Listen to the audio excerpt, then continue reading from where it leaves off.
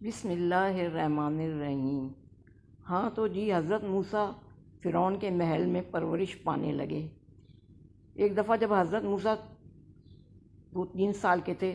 فرعون انہیں اپنی گود میں بٹھا کے پیار کر رہا تھا کہ ایک دم حضرت موسیٰ نے فرعون کی داڑھی کھینچ لی۔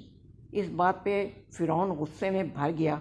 اور اس نے اپنے خادموں سے کہا کہ اس بچے کو قتل کر دو، لیکن حضرت آسیہ جو فرعون کی بیوی تھی اور حضرت موسیٰ کو ماں بن کے پال رہی تھی، اس نے کہا کہ یہ نادان بچہ ہے، اس کو نہیں معلوم کہ یہ آپ کی داڑھی ہے۔